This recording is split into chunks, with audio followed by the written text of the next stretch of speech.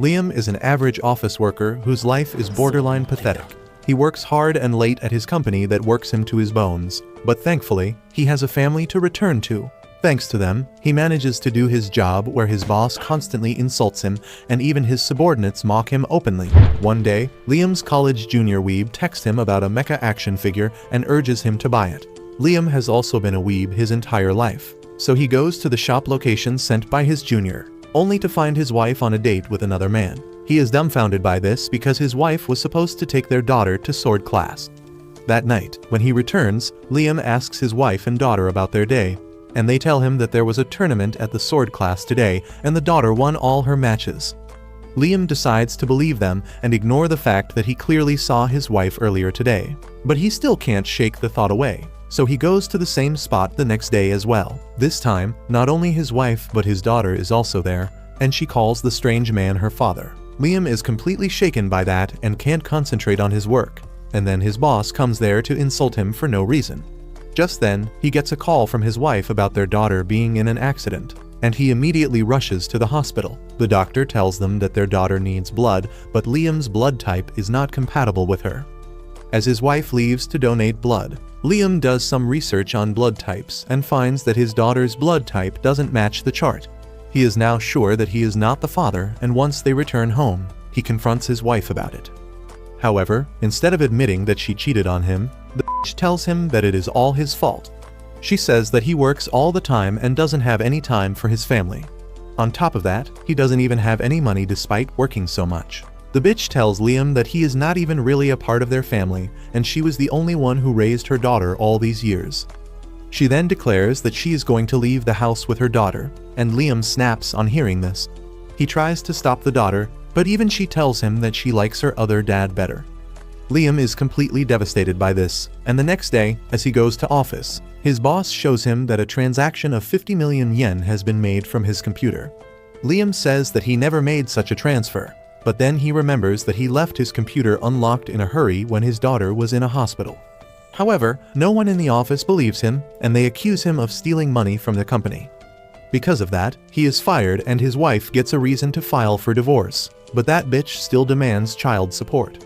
His company doesn't sue him but forces him to pay all the money back in installments, and Liam has to work as a construction worker to keep paying child support and the installment. However, that doesn't go very well for him either, and he is continuously scolded by his boss. His life becomes a mess, and he enters depression because he has nothing to live for. Even his enthusiasm for action figures and mecha toys fade, but he still believes that everything will work out if he keeps working hard.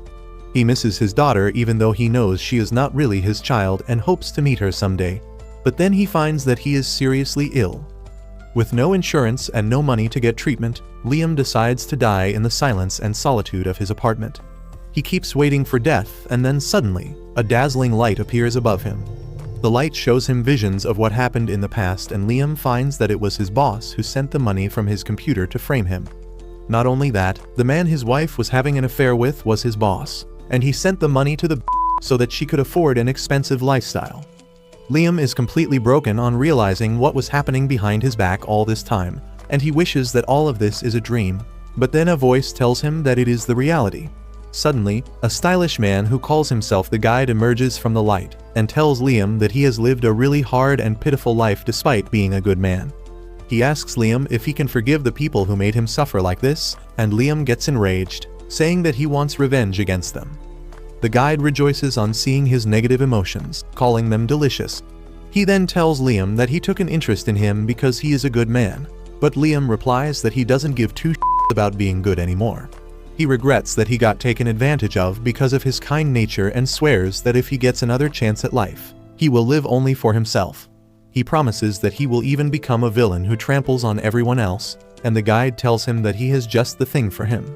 He takes out some pictures from a suitcase, telling Liam that he is here to send him to another world, and he can choose where he wants to go. The options include a world with magic and superpowers, the samurai-era Japan, the Wild West, and even the prehistoric times.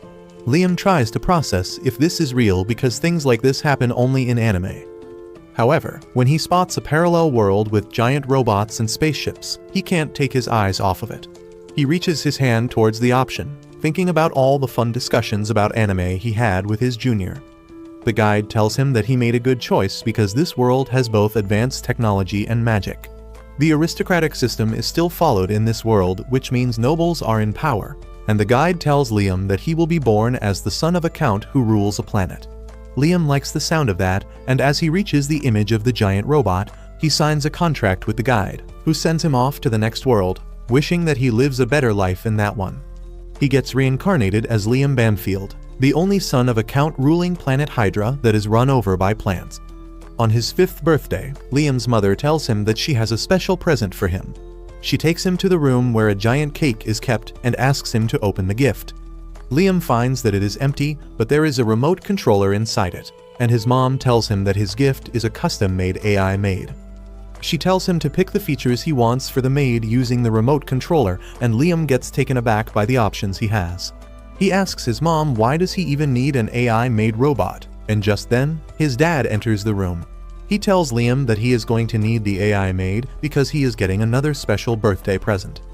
Liam's dad then suddenly declares that he is gifting him the title of Count Banfield and everything that their family owns. Liam is taken aback by this, but his dad repeats that from today, he is the head of the family and he can run the planet any way he likes. However, his dad has a request in exchange for this gift. He explains that he and his wife are going to retire and live on the Imperial capital planet, and in exchange for ruling this planet, Liam has to send them a monthly allowance. Liam is all in for this deal because it gives him freedom, and his dad calls their butler Brian with a contract. Liam signs the contract and becomes the head of the house, and his parents immediately run away to the capital, telling him that the AI maid will look after him from now on.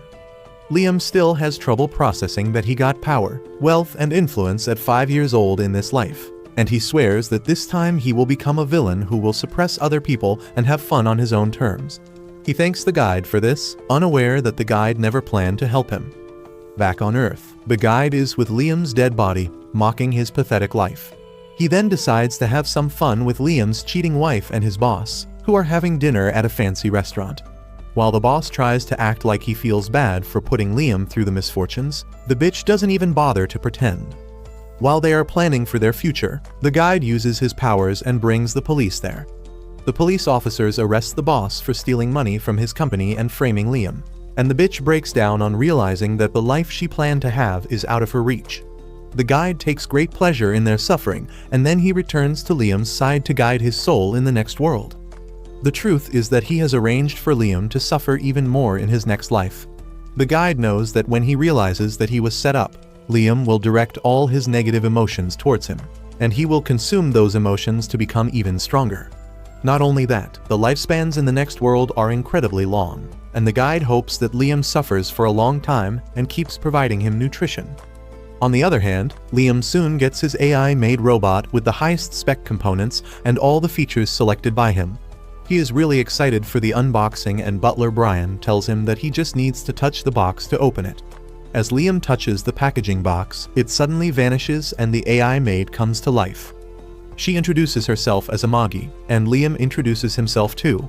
Brian tells him that the maid robot needs just 2 hours of maintenance each week, but Liam is not listening to him. The little pervert drags Amagi to the playroom with him to check out all her features in detail, and once they return, he is really comfortable around her. Brian freaks out, thinking that his new master is a pervert, but Liam tells him to relax because he has the mind of a 36-year-old adult. Brian tells him that 36-year-olds are still considered children, and Amagi adds that the official age of adulthood in the Empire is 50. However, most people are not considered proper adults till they reach 100, and the average life expectancy is also around 500 years. Liam gets excited thinking about all the things he can do in his long life, but then Brian warns him not to be too close to Amagi. Liam asks him the reason for that, and the butler explains that the Empire hates AI more than anything, because humanity was almost wiped out by AI once. Luckily, a group of brave people stopped AI from completely driving humanity to extinction, and those people founded the Empire, and now they hate AI in any form. Liam is curious about why his mother would give him an AI maid if she knew about this, and Brian tries to keep it a secret from him. However, Liam pulls the "I am the captain now" speech on him and orders him to reveal the truth. Brian nervously tells Liam that his parents abandoned him and ran away because their family is drowning in debt. Liam is shocked to hear this, and Brian explains that his great-grandfather was a great man, but his successors were terrible at ruling the planet. The butler then explains that most of their resources are in the control of the loan sharks, and even the economy of their planet is not good.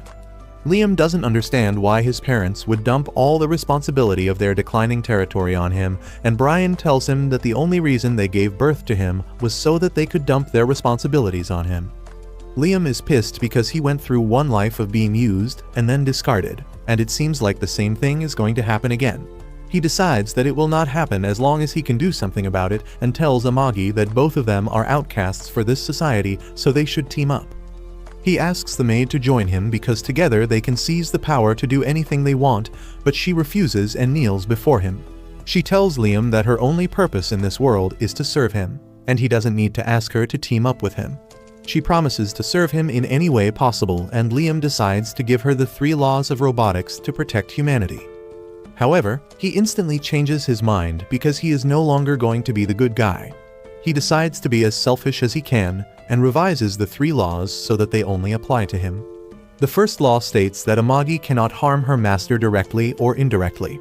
The second law asks her to obey all his commands, and the third law asks her to protect herself as long as she doesn't need to violate the first 2 laws. Once Amagi has engraved the 3 laws into her system, Liam asks her what he should do to make his territory better and prosperous. She suggests he use an education capsule that will put knowledge and experience directly in his brain and also strengthen his body. She tells him that he will have to be in the education capsule for a few months, and during that time, she can take care of his territory on his behalf. Brian panics on hearing this and tells Liam that letting an AI maid handle the entire territory is dangerous for humanity. Liam tells him that it is not dangerous because he does not want to destroy humanity, and according to the second law, Amagi will follow his instructions perfectly. The flustered Brian tells Liam that the Empire will not accept this, but Amagi checks the Constitution and replies that there is no law preventing AI from helping with governance duties. With that, Liam orders Brian to get an education capsule ready and gives all the authority in his absence to Amagi. Once he gets inside the education capsule, Liam asks Amagi if she can feel emotions or even mimic them because she is quite advanced for an AI maid. Amagi replies that she doesn't know if she is capable of feeling or mimicking emotions, but when Liam asked her to team up with him earlier, she found her cache suddenly overflowing with data. Liam realizes that Amagi can really feel some sort of emotions, and he asks her to take care of everything, while he speedruns through his school and college education. Liam gets out of the education capsule after exactly 2 years with decades of information and experience stored in his brain. He is surprised to learn that he was in there for 2 years, and Amagi tells him that it is natural because he had no sense of time inside the education capsule. Liam then notices that his body has also grown bigger and stronger in 2 years thanks to the capsule, and Amagi tells him that he will need some rehab to get used to this growth. Once Liam is done with the rehab, he takes charge of his planet and receives a report from Amagi. He finds that the condition of the planet has been improving slowly, and decides to take a closer look at their main facilities. Amagi takes him to the spaceship launch pad first, and Liam starts drooling as he sees spaceships take off and dock in their floating dock, which serves as their line of defense. He gets even more excited as he sees the giant battle robot the soldiers operate. But Amagi tells him that most of them are not in use because they don't have the budget to repair them. Liam says that he also wants to be inside the giant battle robot, and Amagi is happy to arrange that for him. Liam gets inside one battle robot, and then Amagi tells him that the movement of the robot is controlled through magic.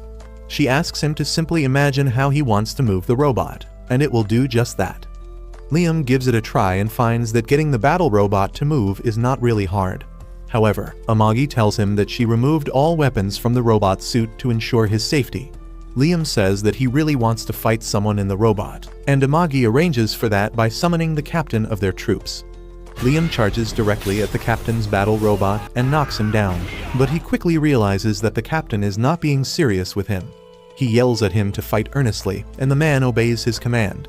Liam charges at him again, but this time, the captain disarms his robot and then slams it to the ground.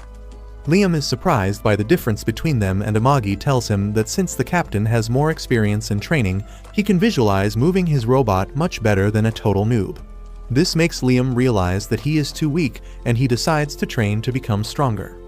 He orders Brian to find him the best martial arts instructor around, and the butler tells him that he is a ruler so he doesn't need to learn to fight.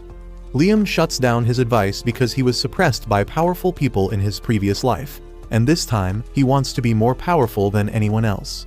Soon after that, a samurai named Yasushi arrives outside the castle to become Liam's teacher. Liam instantly starts fanboying after seeing Musashi Mihawk and thinks that he is a great martial artist. He says that he is really excited to learn from one of the best martial artists in this world, and Yasu starts sprouting philosophical about how he strives to make his martial arts style the best in the whole empire, but it is a process that never ends. Liam is even more smitten by him now, and when Amagi tries warning him that the swordsman looks shady, he overlooks her warning, saying that being a little shady is the proof that he is a great swordsman. He is certain that Yasu is solely focused on becoming strong, so he seems detached from the world, but Amagi tells him to at least test him out. Liam agrees and asks Yasu to show his skills, so he takes him to a nearby place where some wooden logs are standing upright. Yasu says that he is going to show him the secret technique of his martial arts style, but he can show it to him only once, and he must memorize it in that chance. Liam asks Amagi to record everything, and then Yasu takes his stance. He only draws his sword halfway out of the sheath and then quickly puts it back, but the very next moment, the logs are sliced in half and fall to the ground. Liam is shocked to see this, and he asks Amagi to analyze the recording and tell him how Yasu did it. The recording shows that he didn't even draw his sword, and Liam is dumbfounded as he thinks that Yasu was so fast that even Amagi could not record his actions properly. He eagerly asks Yasu to be his teacher, and he gladly accepts. However, he returns to the site later at night, laughing at Liam because he fell for his trick that used logs that were already cut in half. Unaware that he is getting scammed, Liam keeps training under Yasu in sword and spear arts. He keeps getting better at the basics over the years, but never gets close to learning the secret skill that he thinks Yasu possesses. One evening, after training hard for 3 years, Liam tries cutting a log of wood with an aerial slash, but obviously nothing happens. He wonders how can he learn the secret technique because he needs a finishing move befitting his strength. That night, as Yasu is busy reading manga in his room, Liam knocks on the door. Liam asks him to teach him the secret technique, but Yasu tells him that he can no longer study under him. Liam is shocked, and the poser swordsman reminds him that on their first meeting, he clearly told him that he was going to show him the secret technique only once. He says that it was his fault for not learning it there and then, and therefore he doesn't deserve to study under him anymore. Liam panics on hearing this and begs Yasu to forgive him, promising that he won't bother him about it again, and Yasu pretends to forgive him. Once Liam leaves, he starts eating chips and mocks the boy for believing that a technique like that really exists. Just then, Liam opens the door again, saying that he wants to add a little more money to his monthly fees to properly apologize for his actions earlier. Yasu has no reason to decline more money, and he starts dancing and emoting because this is the easiest job he ever had. But then Liam appears again, saying that he wants a day off from his training because he has some urgent business tomorrow. The next day, Liam receives a report about his planet's economy from Amagi. She tells him that they are still under heavy debts, but they are recovering gradually, and Liam is glad to hear that. He praises Amagi, but she says that she doesn't deserve his praise because she has not been able to meet her expectations. She shows him that the progress is very slow in some sectors like education and human resource development despite investing a large amount. As soon as Liam sees the details, he realizes what is wrong and immediately summons the person in charge of the department. Soon, an ugly, sweaty idiot comes there and Liam immediately gets to business. He asks the man why has he been stealing funds from the government because there is some proof that he has been diverting money to his own pockets. The man takes Liam for a naive kid and tries telling him that there are many unpredictable problems in his line of work and they need money to be solved. Liam begins inspecting him even closely, and he almost admires the man's corruption, thinking that he may get some tips from him. However, just then Amagi shows him a news article about a scandal caused because of corruption. The man tells Liam that it was not him but his subordinate who caused the scandal, and he was executed for it. Amagi studies more news articles and reports and finds that there was not enough evidence that the subordinate was behind the corruption, and even after his execution, the money was not recovered. Liam suddenly remembers how he was framed by his boss in his past life, and he is sure that this sweaty idiot did the same thing. He gets enraged and directly confronts the man, asking if he framed and killed his subordinate. The jerk tries pretending that he didn't do anything, but as Liam walks towards him with his sword drawn, He says that he just did whatever was necessary to keep the economy running smoothly. However, when that doesn't seem to calm Liam down, the man tries to intimidate him, saying that he is enjoying this luxury because people like him work hard to run the country. Liam doesn't let him complete his sentence and sends him to the afterlife with one swing of his sword. He tells the moron that only he gets to misuse his power and oppress his people. He yells that no one is allowed to touch his people and his money, and he will kill anyone who tries to take what belongs to him. Liam then orders Amagi to conduct a thorough investigation and execute every corrupt official, but she asks him to calm down first. Liam suddenly realizes that he just killed someone, but Amagi helps him let go of the sword. She then tells him that executing or firing every corrupt official will be really harmful for their planet because almost everyone is corrupt, and she can't handle everything herself. She suggests Liam to buy around 30 more AI maids who are specialized in administration and related jobs, and it doesn't matter even if they are not high-spec models. Liam tells her to do that and execute the corrupt officers as well, but Amagi is concerned that it may negatively affect his image. Liam tells her that he doesn't care about his image because he doesn't need anyone who doesn't obey him. Soon after that, Liam decides to test his 3 years of training by sparring against the captain again. However, before he can get inside a battle robot, Yasu arrives there and tells him that it will be pointless to get into an easy-to-control mass-produced robot. He says that if Liam wants to reach the top, he must take the hard way and try to pilot a robot that not everyone can control. Liam thinks that Yasu makes sense, and he turns to the captain, who tells him that if he likes, he can use the personal battle robot of his great-grandfather that is 3 generations old. As it turns out, Yasu is trying to make Liam bring out his great-grandfather's mechanite on purpose. Earlier today, he was rummaging through the storehouse to steal something valuable because Liam was learning too quickly, and soon he won't have anything left to teach him, and that would be the end of his best job. He didn't find any valuables in the storehouse until he stumbled on an old mecha unit that looked like it wouldn't work even after being repaired, but he felt that he could sell its parts for a huge amount. Liam falls for his trick and orders Brian to repair the old mechanite. Brian tells him that the unit is too old and unfit to be used, and he should use a mass-produced unit to learn the basics. But Liam refuses, saying that his teacher has told him that the truly skilled fighters can pilot even the most difficult mechas. Brian doesn't have any reply to that, so he simply suggests Liam to at least stop wasting his time training because he is already too good. Liam refuses this suggestion too, saying that he is training to use the ultimate move Yasu showed him. In the meantime, Amagi goes to check the old mecha on Liam's order. She doesn't trust Yasu at all, but she can't refuse her master's orders, and she wishes that the old mecha keeps him safe. A few days later, an engineer named Niaz arrives on the planet to repair the mecha. She introduces herself as an engineer from the 7th Imperial Weapon Factory, and Liam introduces himself in response. Niaz suddenly starts staring at Amagi and Liam gets defensive, asking if she has any problem with his maid. However, Niaz is actually interested in Amagi because she has never seen such an expensive custom-made AI robot. She tries examining her in detail, but Liam stops her and tells her to just do the job she is here for. He then takes her to the old mecha, and Niaz immediately tells him to forget about it and buy something new.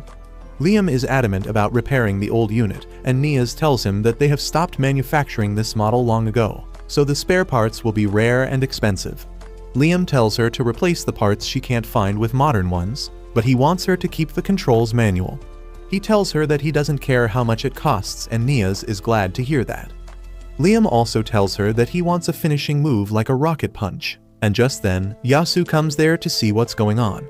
He falls in love at first sight with Niaz and tries approaching her while looking cool, but she is too busy quarreling with Liam about the reasons she can't install a rocket arm on the robot.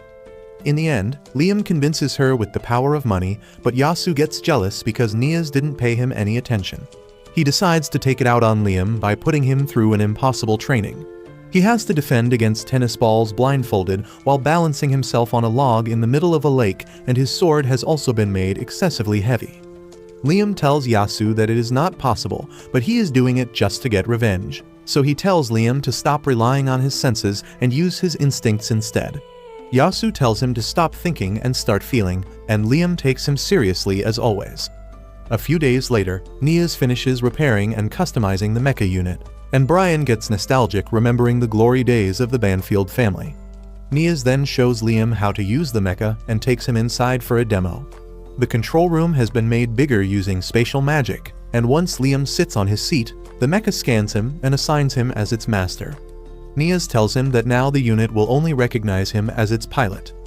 With that, Liam tries to take a step forward in the mecha, but it ends up falling on the ground because it doesn't have any features to assist him in moving. Niaz tells him that this will make it much harder to control the mecha, but if Liam can master it, he can move it exactly like his body.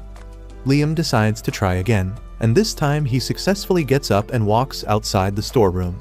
Niaz is impressed by his skills and tells him that if he can control the mecha so well right off the bat, he must be a real genius. She tells him to keep imagining how he wants to move the mecha, but then her marshmallows touch Liam's arm, and his incel mind is taken over by his gooner instincts. He starts imagining dirty things and the mecha acts them out. Yasu panics on seeing this as he thinks that Liam is doing perverted things to Niaz inside the mecha, and Brian is glad because this is the first time Liam has shown interest in a human woman. Inside the mecha, Niaz also freaks out and thinks that Liam is a pervert, and later, Yasu makes his insane training even more intense as his revenge.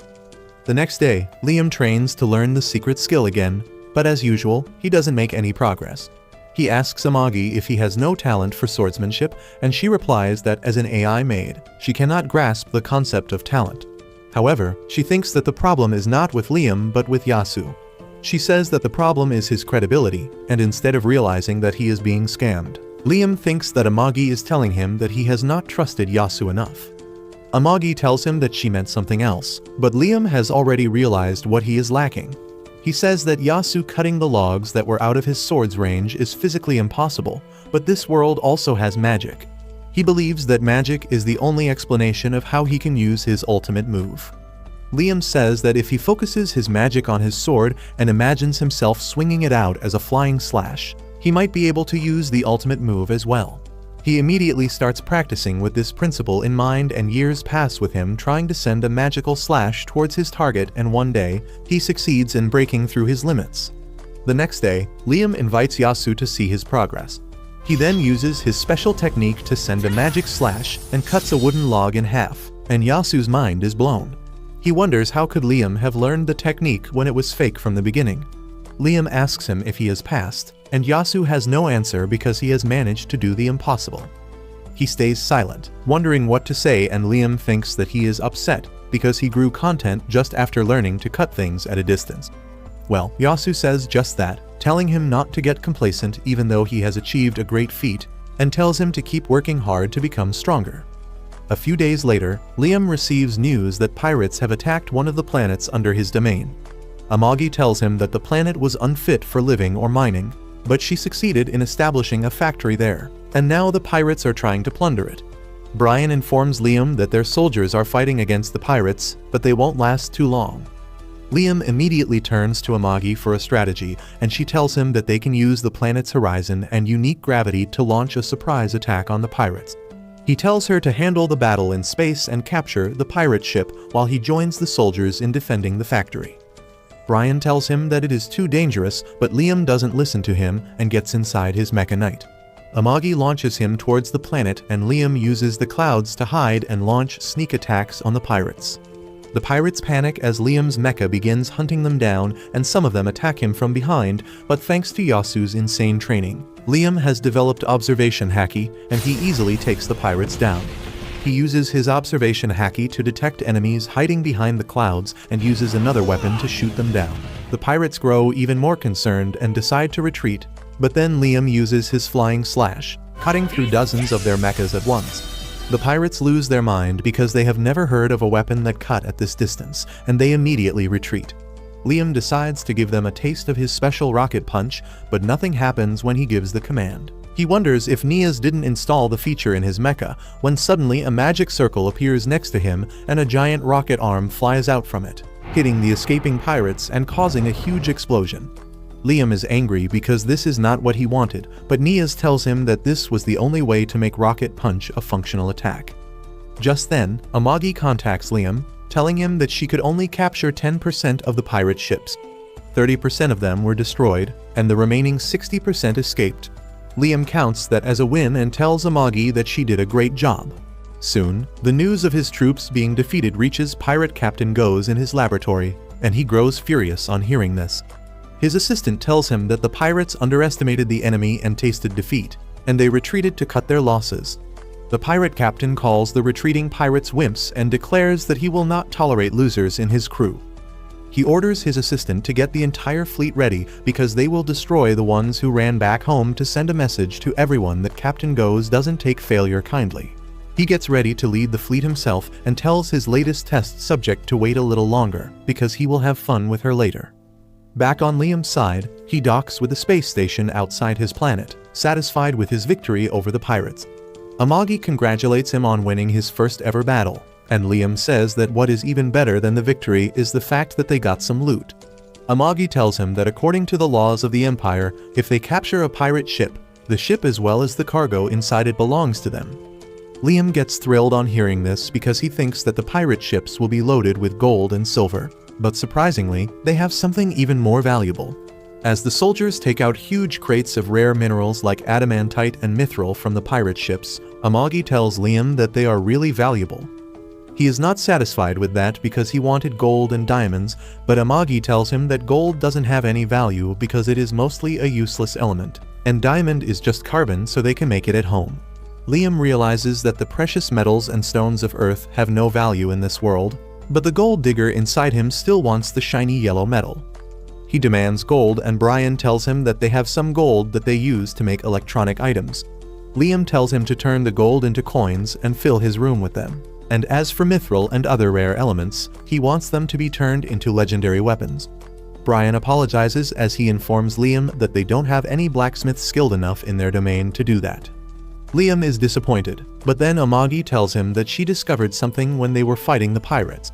She explains that currently, the Banfield family owns about 10,000 battleships, but only 30% of them are operational, and they can only deploy around 2,000 on emergency notice. Liam is surprised that they won against the pirates with just that, and Amagi says that the pirates underestimated them, and then Liam's skills in the battlefield push them into a corner quickly. Liam is glad to hear that, but the fact that 70% of his fleet is useless worries him, and Amagi suggests that they sell the scrap they don't use. Brian immediately objects, saying that if they reduce the number of ships in their fleet, the pirates will see them as easy targets and attack them again. Amagi replies that it costs money to do even basic maintenance on the unused ships, and they don't have too much of it. Liam agrees with her because he doesn't want to waste any money and says that they should either sell or repurpose the useless ships. Amagi then suggests that they can buy more ships with the money they will get from selling the materials from the pirate ships. She says that they won't be able to get the latest model, but they can buy enough second-hand ships to build their fleet. Brian again disagrees with her, saying that if they use second-hand ships, their family's pride will be harmed. Unfortunately for him, Liam doesn't give a flying shit about the family's pride and honor.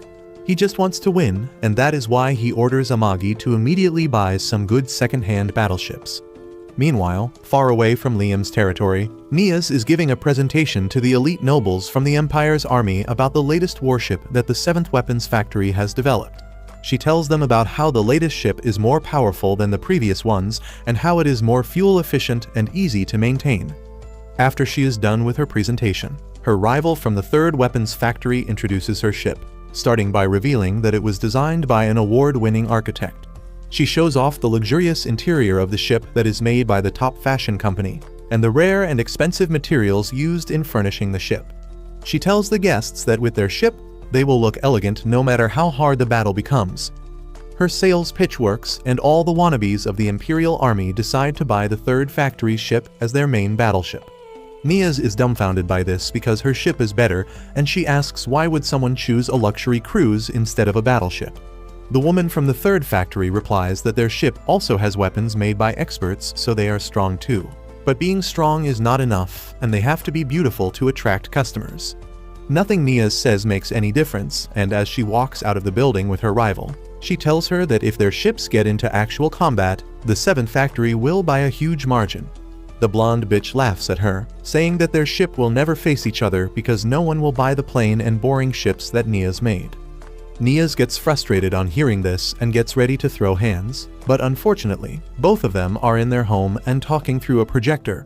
Nias gets disappointed because she will be scolded by her boss now, and she wonders if there is any noble who will buy their battleships.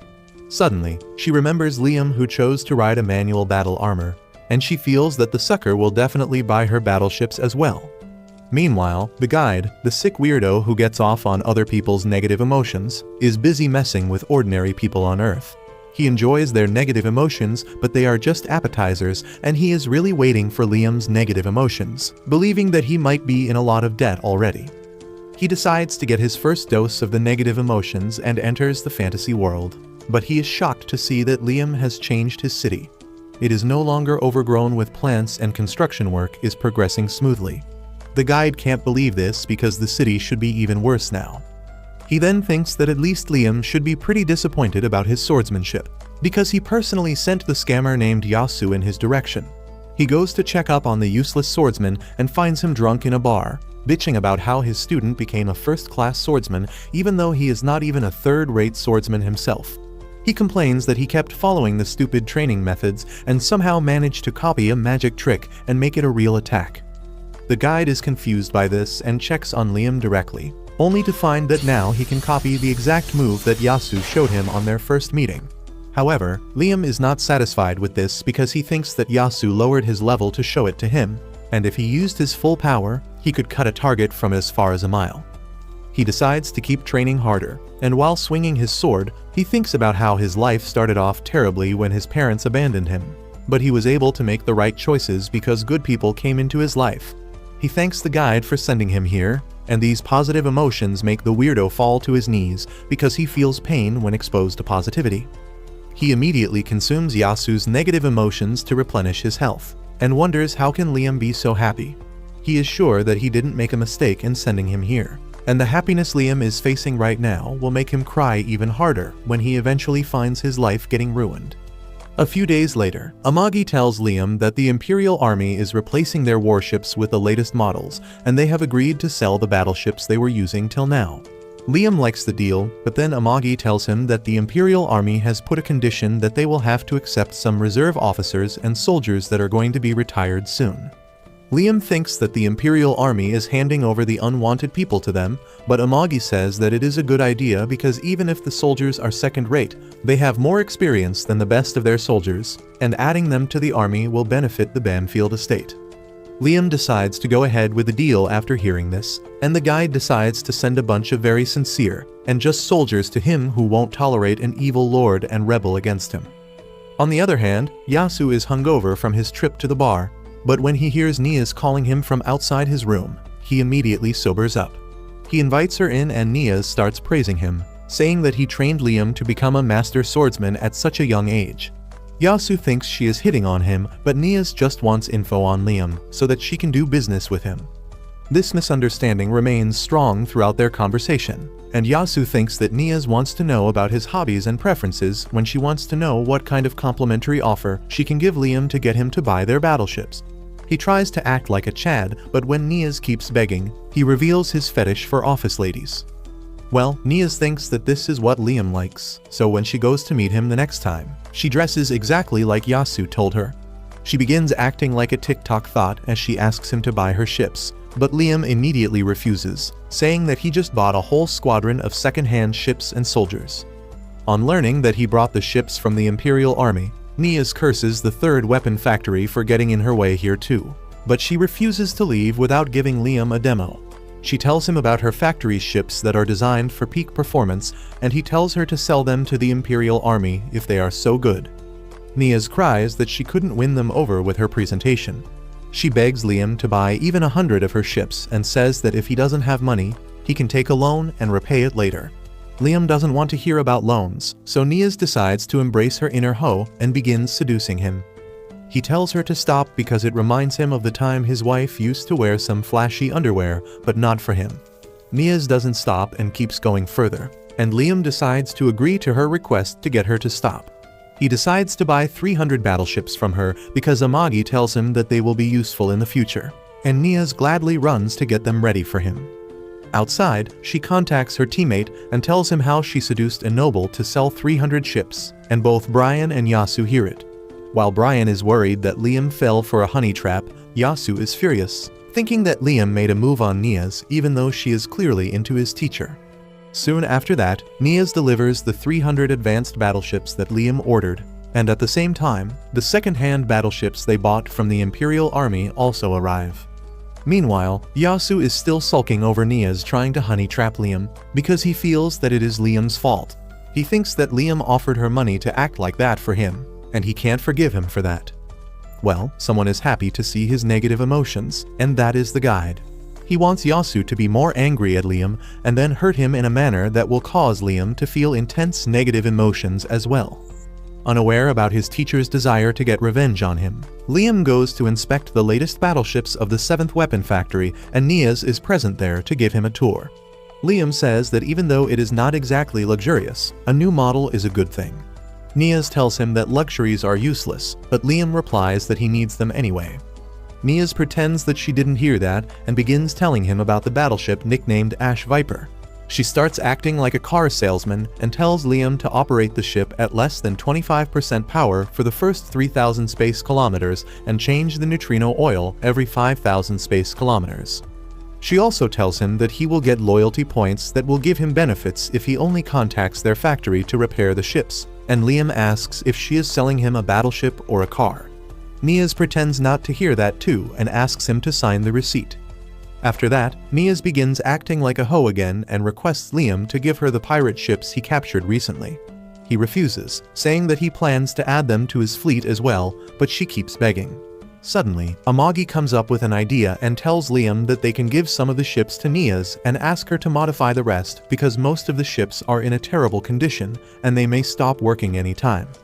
Niaz says that she will gladly accept those conditions because pirate ships use unknown technology from outside the Empire and all researchers are eager to study them. Liam also likes the idea, and he immediately takes Amagi and Niaz to check the pirate ships. They find that its interior is quite different from their ships, and Niaz finds a lot of new buttons on its control panel. Liam notices a steering wheel, and the one-piece weeb inside him awakens on seeing this. He tells Niaz that he wants to put this steering wheel on his battleship, and she warns him that it will be useless because it makes controlling the ship harder. Liam tries acting like a Chad by saying that sometimes a man wants what his heart says even though it is useless. She just sighs and agrees to do it, but then she notices a very unusual device in the pirate ship and begins geeking over it. Liam gets bored by her yapping when he spots a glowing creature disappearing around the corner.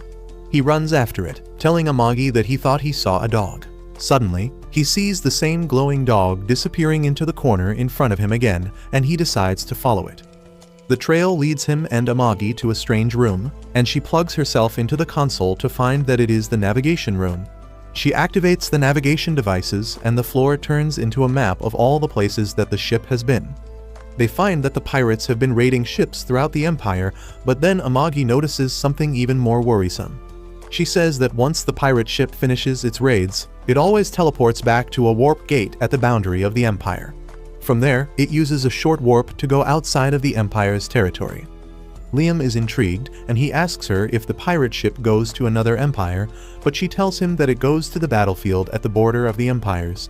She explains that it has been a place for different nations and nobles to fight, and Liam realizes that the pirates are using it because no one bothers to capture them in a lawless zone. He then asks Amagi about their destination when they use the short warp, and she says that it is not a fixed point, but she senses a pattern.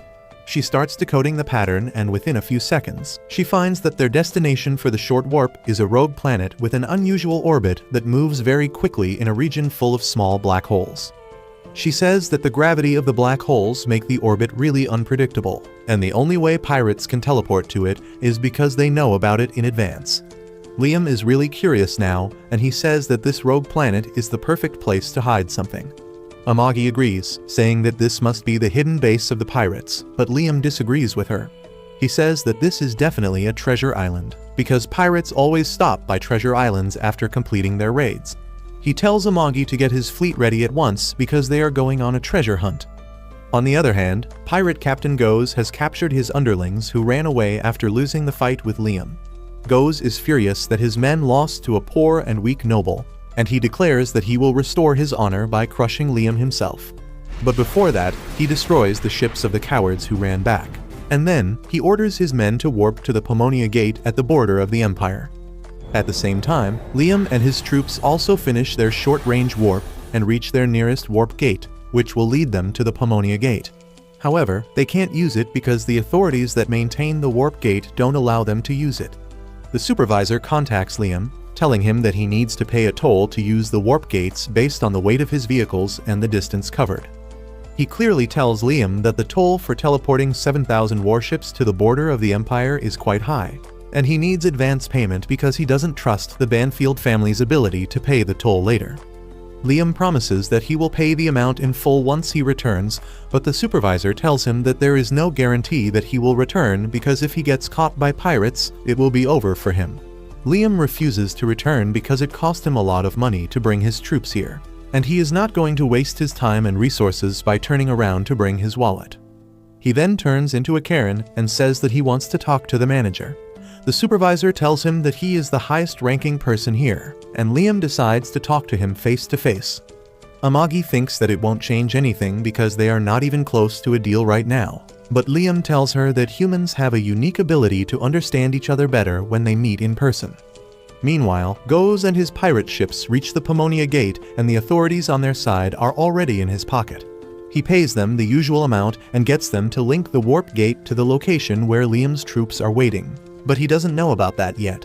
At the same time, Liam is in the office of the Warp Gate Authority, and he tells the supervisor to open the gate for him because he will definitely pay him back once he returns. However, the supervisor stands on business and refuses all his attempts to convince him. Just then, he gets a call about the pirates coming through, and he tells Liam to go home because he has other things to do. Liam is disappointed about that, but then he again feels the glowing dog running behind him, and he decides to see what the hell is going on. Meanwhile, the pirates enter the warp gate and a wormhole connects them to the gate on the other side. As they travel through the gate, Goz tells his men that they will destroy the Banfield family and plunder everything they have. On the other hand, the supervisor on Liam's side tells his underling not to worry about who is coming from the other side of the warp gate because it is none of their business. His subordinate, however, knows that it is a pirate crew, and he is worried about Liam's fleet that is stationed in the waiting zone right now. The supervisor tells him to stop worrying because it is only natural for pirates to target a weak noble family, and they shouldn't stick their nose where it doesn't belong because they receive a lot of money from the pirates.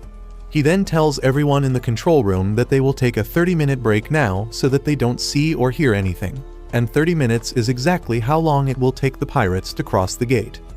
Well, just as everyone leaves the control room, Liam arrives there, chasing the glowing dog. He is still confused about it, but when he notices that he is in the control room and the warp gate has been connected to Pomonia, he suddenly gets happy. He thinks that the supervisor refused to listen to his request publicly, but he turned out to be Tsundere, who secretly helped him in the end. Liam thinks that everyone left the control room to keep it a secret that they helped him. He gets happy, but then he notices that the direction of the wormhole is opposite, and he decides to fix that. He sits down on the control panel and reverses the direction of the wormhole forcefully, but that creates a problem and the wormhole branches out, taking Goz and his fleet into another direction, which they don't even realize. Just then, Amagi contacts Liam, asking him to return because they can get the permission to use the warp gate now. He returns immediately and asks how can they get permission, and Amagi says that she contacted Nias for help, and she told them that they can use the 7th Weapon Factory as a guarantor. Nias says that since they have done good business, she can do at least this for him, and Liam is glad to hear that. Since there are no problems now, he orders his fleet to enter the warp gate. They soon exit the Pomonia Gate, and Liam orders Amagi to initiate a short-distance warp to the Treasure Island as soon as their entire fleet assembles. On the other hand, the pirates are getting impatient because they should be out on the other side by now, but they are still stuck in the wormhole. Suddenly, they notice that they are approaching a gate, but once they exit it, they realize that they are doomed. Instead of going to the area near Liam's territory, the pirate fleet ended up in the Imperial Army's training ground, where 70,000 of Imperial battleships are stationed at the moment. Meanwhile, Liam's fleet is fully assembled, and they use the short-distance warp to reach the treasure island that is swarming with pirate ships.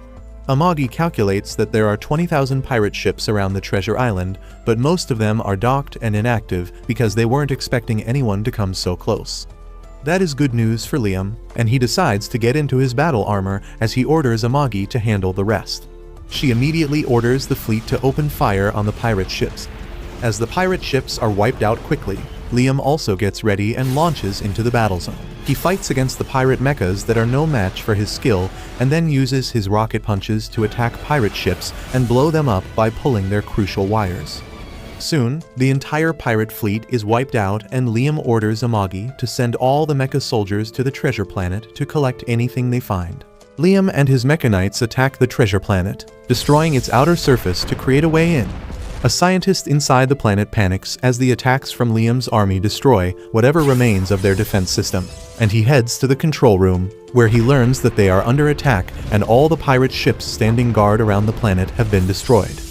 Meanwhile, Liam has finally made his way into the planet's interior, and he comes face to face with some pirates in mecha armors.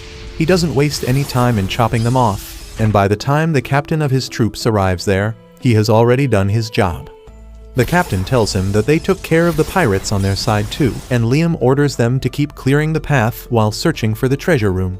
Suddenly, he sees the glowing dog again, and he decides to follow its trail. That turns out to be the right decision, as the path leads him to the control room, where the scientist and his men surrender immediately.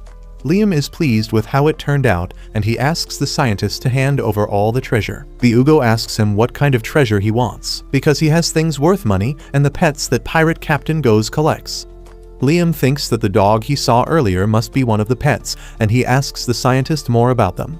He starts thinking that Liam is also a twisted sadist like Goes, who likes turning people into his pets and offers to turn the pets into obedient dogs for him if he likes. Liam doesn't get one word of what he is saying, so the scientist decides to lead him into the lab where he keeps all his subjects.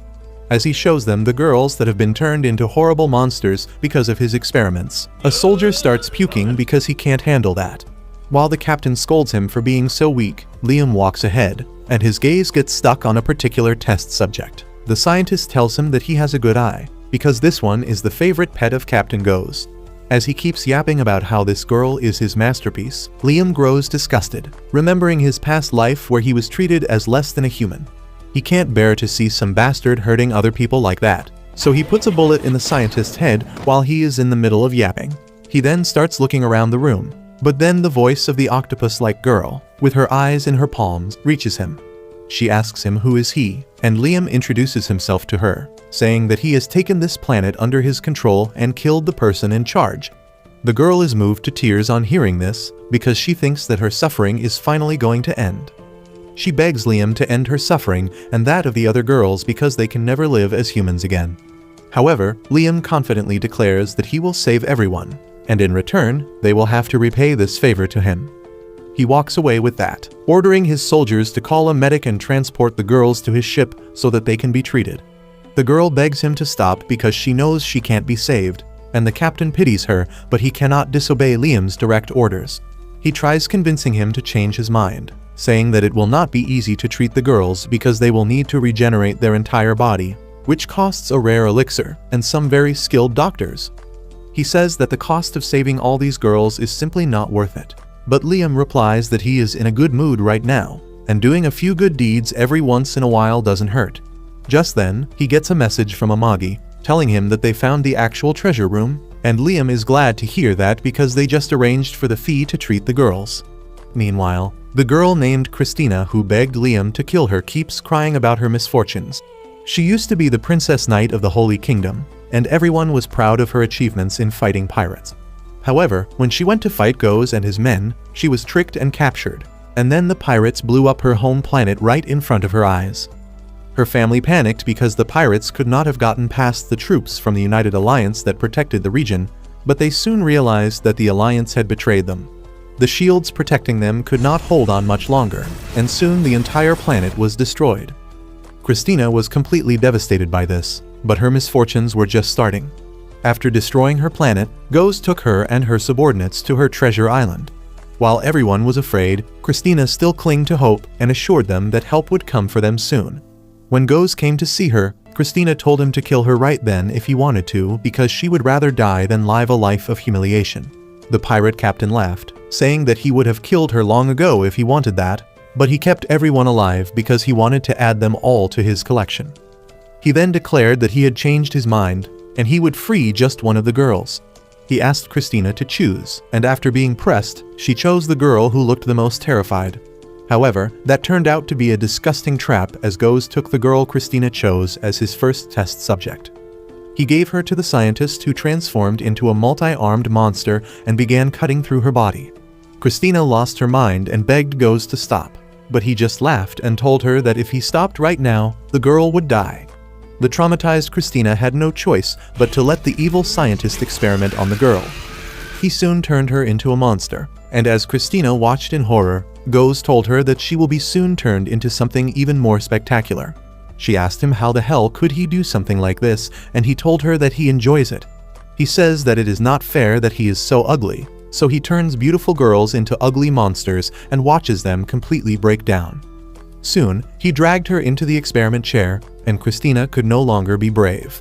She begged Goes to stop, promising to do anything in return, but he laughed at her, saying that she is going to be his favorite pet from now on. He told her that he didn't pick her first on purpose because he wanted to see how ugly she would become and despair about it. Goes then ordered the scientist to pluck Christina's eyeballs and plant them in her hands so that she could see how ugly she was even without a mirror. Christina kept crying and screaming, but it was all pointless, and she was turned into an ugly green monster, and then the rest of her girls suffered the same fate. Back to the present, Liam returns to his home planet and Niaz comes to visit him.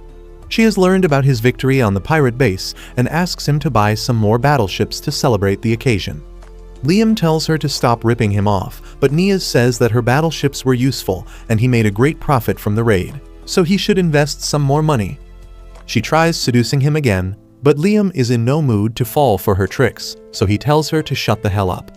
When her plans to seduce and blackmail him doesn't work, Niaz reminds Liam that she was the one who got him the permission to enter the warp gate, and he finally agrees to listen to her request this time. He asks Amagi how many ships they can buy with the treasure they found, and she says that after deducting the necessary expenses, they have enough money to buy 5,000 ships. Liam is shocked to hear that, but Niaz immediately runs out, saying that she will prepare an order of 5,000 ships for him. Liam chases after her, trying to stop her before the crazy bitch really gets that many ships ready. At the same time, Yasu is walking through the corridors, wondering what excuse should he make to ask for more money from Liam this time. Just then, Niaz passes by, FaceTiming a colleague and telling him that she got a huge order from Liam after shredding her dignity to bits. As always, Yasu thinks that Liam is treating Niaz as his plaything, and he gets furious, much to the joy of the guide, who has been loitering around in hopes of Liam experiencing some intense negative emotions. Meanwhile, Liam is looking for Niaz, but Yasu finds him first and tells him to follow him. They go to the training ground, where Liam is blindfolded and his sword is made heavy before he undergoes another one of Yasu's impossible training. This time, Yasu has dozens of remote-operated drones that shoot tennis balls at Liam from all directions and at an even greater speed than before. Liam can't even react to them and he keeps getting hit, and then Yasu increases the power even more. Liam is on the ground immediately, saying that he can't block all the attacks with one sword, but Yasu tells him to stop making excuses and find the answer by himself. Well, that gives Liam the idea to use magic just like he did last time, but this time, he decides to use it for defense. He tries converting his magic into a barrier and immediately succeeds in doing that. As the barrier reflects all the balls, Yasu watches Liam dumbfounded as he begins his "I understand it now" speech. He then uses the barrier to send all the balls back in the direction they came from, and all the drones are destroyed. Liam then removes his blindfold and asks Yasu if he did well, but Yasu himself has been hit by multiple balls. He begins freaking out on realizing that Liam is truly a genius and he will soon see through his scam.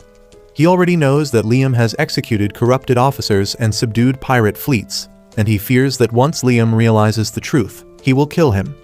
He decides to escape before such a thing happens and starts walking away. Liam asks where is he going and Yasu says that he has nothing more to teach him. He tells him that he has learnt everything from him and now he just needs to practice however he wants because the path of swordsmanship is unending.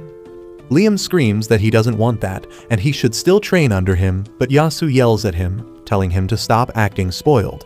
He says that he is also a student himself despite his skills and that means he must keep improving, and having Liam cling to him is not good for that. Yasu then turns back towards Liam, telling him that he has officially graduated and now he is a master of the way of the Flash. He tells him that it is his duty as a master to spread the sword style throughout the universe, and Liam gladly agrees to that. Just as he turns around, Yasu runs for his life. Liam, on the other hand, has never felt so fulfilled before. His debt is decreasing, his territory is flourishing. He even defeated some pirates, and now his master has acknowledged his skills. He thanks the guide for all of it, and the perverted weirdo runs off to another universe before he is completely demolished by Liam's positive emotions. If you liked this video, please consider subscribing and watch the video on your screen next.